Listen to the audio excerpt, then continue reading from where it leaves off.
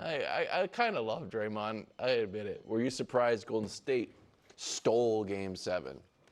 I wouldn't even characterize it as them stealing Game 7. They were the far better team in Game 7 after a really brutal performance in Game 6. I'm not surprised. I am disappointed. And it's not because so much that I was rooting against Golden State. I obviously would like to be right, and I had picked the Rockets in this series. You somehow are going to claim you were right, even though you were the Rockets fan all year. But I was right. Yeah. I said I was very nervous. I was nervous about the Rockets' offense. I was nervous about the depth of all the those Warriors. things that Brew and I all year long were saying you should be nervous They were the about. 2 seed. Despite the fact that they were the 2 seed. Should've And worked then, listen, but I picked them as well. I probably picked them with more confidence than you. And when they were down 3-1, I didn't say it was over. I thought that they had played the Warriors even, and it was the Şengün miss. So why I'm disappointed, because I think the Rockets, if the Rockets had pulled this off, coming back from not beating the Warriors, but coming back from 3-1 down the way they did after the devastating loss in Game 4, then going to San Francisco and winning Game 6 and dominating fashion in that fourth quarter, and then winning, it to me would have felt like the arrival of another, even if it's not for this year, contending team. Yeah. And instead, it feels like the Rockets took a step. We found out where their limitations are, and we know that for this team to actually contend, it's going to take some massive offseason changes. And the Warriors, you might be like, well, then you get to keep the Warriors. I do not look at this Warriors team as a contender at all. Really? Yeah, I look at this. I've seen this exact movie 2 years ago, when they were playing an upstart team that took them 7, that in the Kings, and it took in that one an all-time Steph Curry game in Game 7, and it was exhausting, and Draymond was teetering throughout those playoffs as far as the physicality and keeping his emotions in check, and then they got clocked in round 2 by a far better team.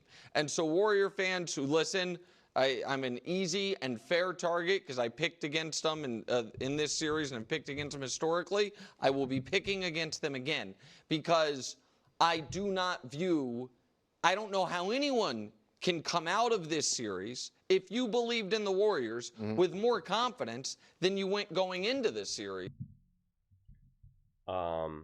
Easy. Because the Warriors showed that they are one of the best coached and most organized teams in the NBA for the last decade plus. Listen, if you're a Warriors fan, it makes total sense for you to be concerned about the Timberwolves, because the Timberwolves are a great team, and they completely outclassed, outcoached, outplayed the Los Angeles Lakers. And you can look at the Lakers and say, a player like a LeBron, and even Luka for that matter, they can withstand the physicality of the playoffs better than maybe, say, Steph and Jimmy Butler, just because of the sheer fact that they're just smaller players, right? So they can endure, being pretty much slapped around throughout an entire series. We know Steph Curry is going to be more susceptible to being banged up, and now especially with Jimmy Butler being already banged up. That's all fair. But what's not going to happen in that series is the Timberwolves outclassing and being, and out-coaching the Warriors. Can they outplay the Warriors because they're a big, strong, younger, fast team? Like, absolutely, right? Like, I'm not making any predictions here, but if you should feel great about the Warriors because you saw Pods step up. You saw playoff Jimmy. You saw Steph be elite. You saw Draymond be elite. You saw Buddy Hield step up. You saw Moody step up. Kevon Looney step up. You pretty much saw Post step up. You pretty much saw everyone step up except for Kuminga, quite frankly, which not a lot of people were really high on Kuminga going into the series to begin with. But you saw Steve Kerr, show why he is a special, special coach. So you should feel great about this Golden State Warriors team. Doesn't mean that you're going to win the finals, right? I mean, like, let's be serious here. Winning a ring 3 times is considered an all-time great career and an all-time great run for a specific team. And the Warriors have done it 4 times. So it's like saying like I don't pick them to like win the championship. That's not saying much at all. It doesn't, like, a lot of people keep saying that. Oh yeah, they're not content. They're not going to win a championship. And it's like what are we talking about? There's a reason why we look at the playoffs in such a zoomed in lens, because it's a 7-game series and you got to play series. Like this is a grind. This is not the March Madness here. This isn't the NFL playoffs. So just winning one series, quite frankly, is a legitimate thing to kind of get after for a team. It's a legitimate accomplishment for this Golden State Warriors team that people said that they had no chance to beat the Rockets. And that, like Nick saying, oh, the Lakers, they're going to go on and they're the most dangerous team, etc., etc. And they couldn't even get out of the first round. And the Warriors beat, technically, a better team. If you ask Nick Wright going into the playoffs who was the better team, he would say the Rockets are the better team over the Timberwolves. We know that. We know that based off of his title pie and all that other nonsense. And so now the Warriors beat that team, outclass them, outplay them, out-hustle them, out-muscle them. And you want to reduce it down to a Şengün miss? Nothing to do with Draymond Green's elite, all-time great defense? Really? We're just going to explain that away? I mean, that's insane. That's absurd. Doesn't make any sense. None. Zero. There's no surprise that Golden State Warriors were able to pull this off. They're the Golden State Warriors. Steph Curry, Draymond Green, Steve Kerr. What are we saying here? Where does this confusion lie? Why are people so surprised that one of the most iconic and gifted dynasties in the NBA history, especially the modern era,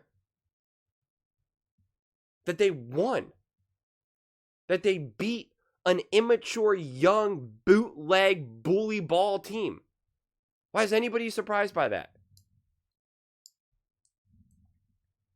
I mean, it's so crazy to me. And they didn't steal Game 7. They were the better team. Not just Game 7. They were the better team throughout the entire series. Just a fact. Just a fact. Just because you lose some games doesn't mean that you're not better. A couple of those losses that we've already talked and unpacked, I don't even want to get back into it again, but we'll just say unfolded a little weird, especially from the officiating perspective. But there's no surprise that the literal Golden State Warriors won round 1. You're like, I've seen this movie before. Draymond Green was hanging on by a thread and Steph Curry... Yeah, Steph Curry was exhausted. He's not exhausted this time around. He did not need to have a 50-point game to win this game like he needed against the Kings. And Draymond Green is just dominating on the defensive end of the ball. Like, I don't even know what to say. He's not hanging on by a thread emotionally or physically. Can we stop acting like Draymond Green is like 95 years old and in a straitjacket, just screaming in a padded wall room? Like, what are we making up here? What are we making up here? Draymond Green owned the Rockets defensively. Owned them. The only way they're able to defeat Draymond is through bootleg foul calls. When they wanted to give him every single foul call, but nothing ever against Steph. When you actually have a balanced, officiated game, especially a physical game, that they're not blowing the whistle every 5 seconds, it benefits the Warriors. And it benefits Draymond Green. Because that's how special of a defender he is. And then you had Pod step up. You had Looney step up. You had Steph step up. Jimmy step up. All defensively now I'm talking about. This team was ready to play. They were ready for the moment. And the Minnesota Timberwolves were able to outcoach and outsmart the Lakers and out-hustle the Lakers every step of the way. That will not be the case against the Warriors. It's going to be a tough series. And I won't fault anyone for picking the Timberwolves over the Warriors, especially after we saw what the Timberwolves did to the Lakers. But I think you have to look at the Lakers through a specific lens and be like, well, that's not really that great of a team. So it's no surprise that they won in 5. So that's why I really want to be able to see the Warriors and the Timberwolves play at least one game to try to really get a good frame of reference to be like, what type of game are we going to see? Is it going to be physical? Is it going to be fast? How is it going to be officiated? Because, you know, the Warriors are banged up. Steph is obviously banged up. Jimmy Butler's obviously banged up. No denying that. They're going to get a couple days rest. You know, the moment they beat the Rockets, they then were on the plane and going to Minnesota. They didn't even go back to Golden State. So, you know, they're actually like on a legitimate road trip. So it's a long grind. They're going to need Buddy Hield to continue to step up, Pods to step up. Maybe Kuminga, unless he really is just completely gone now. You know, post, etc. So, you should feel great after watching this series, because people tried to sell that it was devastating that the Warriors were in the play-in tournament, that it was devastating that they had to play the Rockets. That was the words that were used. And I said, no, it's not. And I said, if you can't beat the Rockets, well, then you can't win a ring. So what does it matter? And people are like, you're just hating on Nick, right? He's right, and you just can't admit it. You just have to disagree with him. Well, who won the series? Who got out of the play-in tournament? Who didn't get out of the play-in tournament? Who didn't win round 1? Interesting. Seems like I was just being accurate. You can't fault me for being accurate. Can't fault me for actually living in reality. When you stick to reality, when you stick to accuracy, there's no comeback. I mean, there's no comeback to that. There's no challenge to that. It's just like, if you want to argue that 1 + 1 doesn't equal 2, that's up to you, man.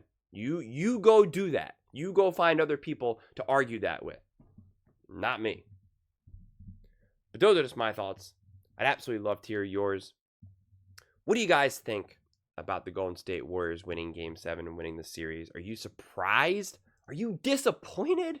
Let me know in the comments below. I read every single comment, so whether you agree with me or disagree with me, either way, let's get in some discussions, let's get in some fights, but ultimately, let's just have some fun. And please do consider subscribing. We're building an amazing community here, and absolutely love to see you part of it. I want to build something that we all genuinely feel connected to, something that we're really excited to be part of. I think we're on our way to doing it. Please don't forget to give this video a thumbs up, as it really does help with the visibility and the algorithm. Thank you so much. See you next time.